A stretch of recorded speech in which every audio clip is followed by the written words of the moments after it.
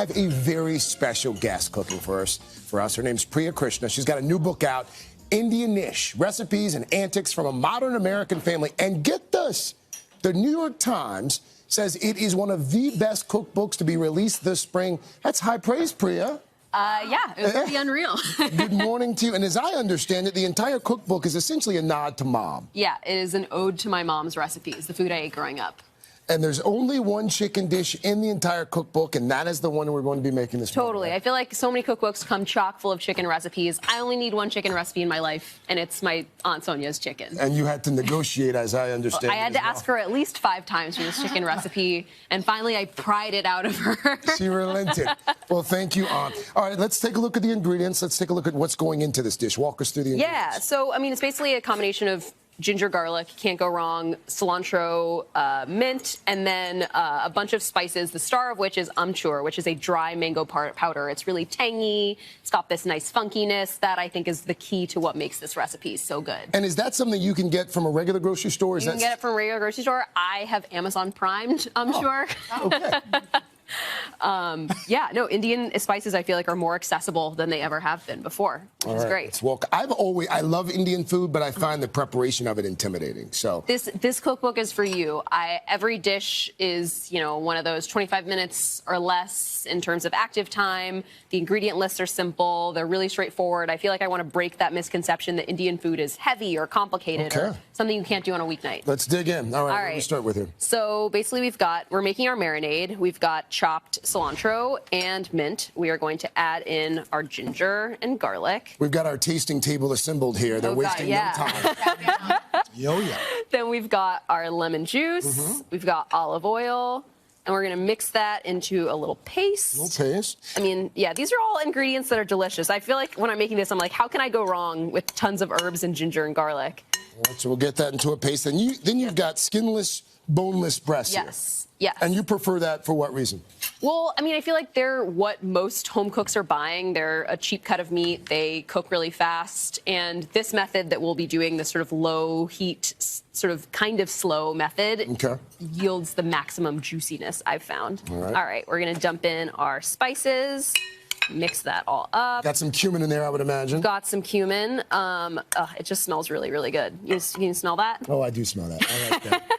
This is the only recipe that has caused me to want to eat chicken like carpaccio style, because when you see it marinating, it's just so good. How long are we going to marinate that?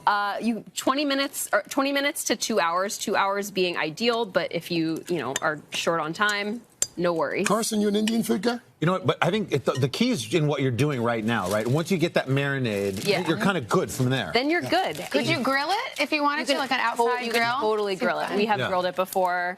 I think one of the producers on the show, Craig's right, though. It's a flavor profile that's intimidating to the average, person. But if you just get the ingredients, you'll be fine. Totally. All right. So we're just gonna sear it on both sides on high heat. This is this is the foolproof method for cooking chicken, I've found. So just as many breasts as will fit in the pan. I'm gonna just open this. Really moist. So you're going to sear it on both sides for 1 to 2 minutes until it gets golden. Then you're going to cover it, cook it on low heat for 10 minutes, turn the heat off, let it sit for 10 more minutes, and then you're good. The magic of television. The magic of television. There we go. All right, then you're just going to cut it into strips. All right, just like that. I just want to taste this thing. I want to make sure we get down to it. Do your thing. So now we're going to, what do we have here? I see some lentils, some red lentils. We have dal, and this is probably as basic as it gets with Indian cooking. I probably... I like that. Yeah. This is like your everyday, come home from a weeknight staple. It takes 5 minutes to cook. We're going to put the rest of this on the website, Priya. Thank you so much. Today.com/food.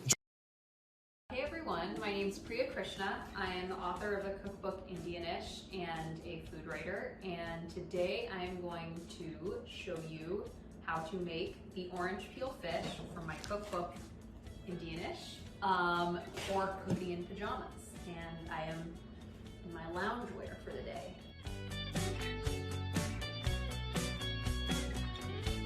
What I love about this recipe, which comes from my uncle Hemant back in Dallas, is that the trick to it is something you may probably already have in your fridge, which is the peel of an orange. I got oranges. Usually a clementine is good for the nice like thin skin, but oranges work too. The thing that's really amazing about this recipe is that it uses the single peel of an orange to lend a ton of flavor and aroma to a piece of fish, which we've got right here. The marinade's really simple: ginger, garlic, turmeric, chili. You've got your orange peel that you sprinkle on top. It adds a little texture, a little aroma, a little flavor.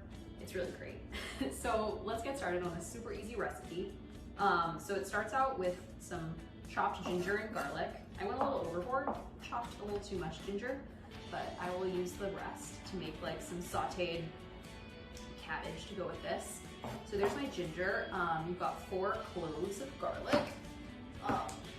This is a dish born from my uncle, just like wanting to figure out like limitless ways to cook fish. And what he really discovered was that the en papillote French method of baking fish in parchment or foil worked really well at creating super tender, flaky fish. So he thought, like, what are the various things that I can put on the fish? Different flavors that I can take advantage of. And he came up with this orange peel fish. But like for a while, he was experimenting on literally coating everything, fish with everything, which is how I ended up eating Cheez-It fish for dinner one night at his house.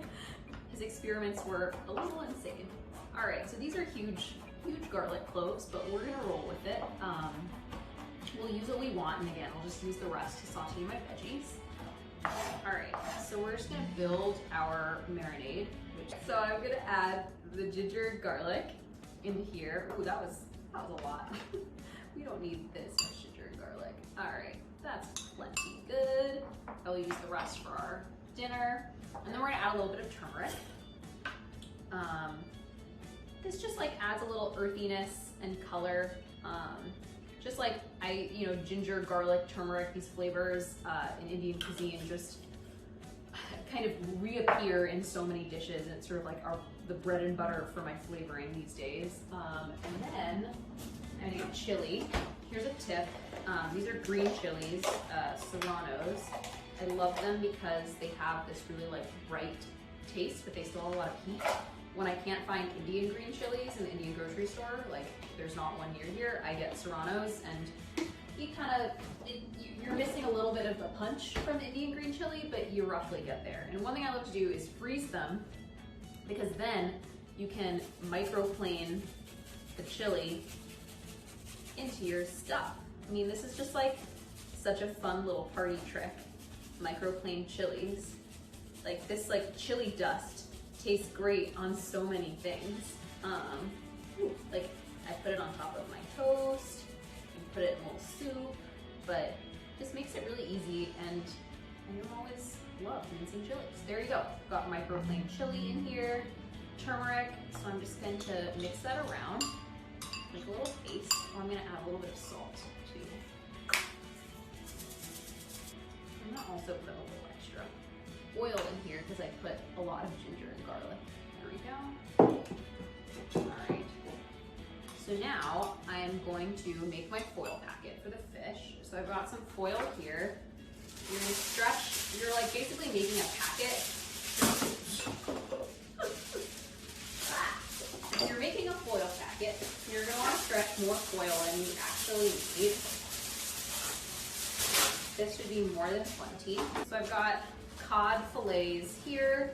These ones are on the larger side. You can just sort of, if they're a little bit larger, make a little more marinade, but you can just easily double this up by adding a little extra olive oil, a little extra ginger garlic, you're good to go. So what I'm going to do is, all right, I'm gonna take this marinade and I'm just gonna spread it on one side of both pieces of fish. I like to be very generous. You're gonna wanna use all of the marinade. All right. This doesn't have a clear side, but that's fine. All right. Boom.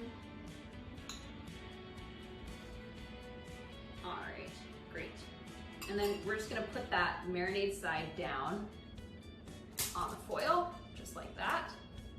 And then I'm gonna top with the rest of the marinade. These are like very large pieces of fish. So what I might do is throw a little extra of this ginger garlic in here and a little olive oil just so that I'm maximizing my paste. There we go. All right. Just mix that up. So I'm just gonna spread this on this side, just like that. There we go. Oh, yum, it smells so good in this kitchen. All right, and then make sure you have enough paste to get these sides, because you want it to really be all over the fish. It's a little harder when you have like kind of oddly shaped pieces of fish like this, but do the best that you can. And make sure, again, you use all the marinade. You don't want any of this goodness to go to waste. All right, cool. So, got all the marinade on there. Now it's time for my clementine. So, I'm just gonna peel this orange, technically, not a clementine, as I would. This is a little bit bigger than usually the oranges I make this with, but you know, you can just size down accordingly. What's kind of awesome is that, like, you know, people usually throw away the peel of the orange, but it actually has a ton of flavor. You can use it for so many things. Cocktail garnishes, and stews and soups, and apparently as a coating for fish. My uncle is a genius. All right. So now you're just gonna take this and you're just gonna take that part out. And I think I won't need all of this, but I'm basically just going to chop it up. Make sure you have like a nice sharp knife for this. Yeah, you're gonna chop it up into small pieces. And small pieces is key here, just because like, it's not super pleasant to have like a ton of like big orange bits in your mouth. You want it pretty small. There we go. I truly love this technique. Like, we all eat clementines. Why not use the clementine peel as a seasoning? Okay, I'm just gonna give this one last chop, just because I really don't want it to be nice small particles. So now we've got our little clementine peel. So we're just gonna sprinkle this over the top, just like that. There we go. And you can really already smell the aroma. It smells really, really delicious in here. All right, there we go. Okay, so now I'm going to sprinkle with a little extra salt. And then we're gonna make our foil packet. So basically what you're gonna do is put one piece of foil over the other and seal down the edges. My uncle loves to seal them 3 times because he wants to create a nice airtight packet to allow the fish to steam. So I always fold it over 3 times in honor of my uncle. All right, so there's one side, 2 sides, and the 3rd side. Great. We've got our packet. I put it on a quarter sheet pan, and I'm gonna stick this in a 450-degree oven right here for about 10 minutes. And when it's done, the packet will have completely puffed up. So let's throw it in the oven. So the fish has been in the oven for about 12 minutes. I turn the oven off. I let it just sit in the oven for a minute more. And now I'm gonna take it out. I'm eating the orange from the clementine, or the orange that I took the peel from. A good snack while you wait for the orange peel fish to cook. All right, so let's take it out. As you can see, packet has popped up a little bit. I'm just gonna put this down here. I love these quarter sheet pans. They're great for when you're, not trying to do a big dinner for 4. So now what I'm gonna do is carefully unpeel the sides. All right, just be a little careful because it might be hot. Ooh, you can already smell the clementine. Ow. All right. And open this up. So the way to do it is, I'm just gonna take this beautiful piece of fish right here. There you have it. And then I'm gonna serve it with a lime wedge. So basically, I'm gonna squeeze the lime on top. I like to, there we go, get a spoon and spoon the additional drippings. See, there's like this sheet, this foil is like filled with drippings. And then you eat. All right. Ooh, I just love this en papillote method because it just, I mean, the fish is just so buttery soft. Mmm. Mmm. Oh my God. It's just the kick of the ginger, the garlic, the orange peel. I just like love that because you chopped it up and you minced it, you get those like spikes of every flavor. It's so aromatic. It's so buttery in texture. It is, it's like, it's nourishing. This is truly like soul nourishing food. Mmm. Mmm. Mmm. Well, I'm Priya Krishna. This is Cooking in Pajamas, and that was orange peel fish. And I hope you make it at home. Thanks so much.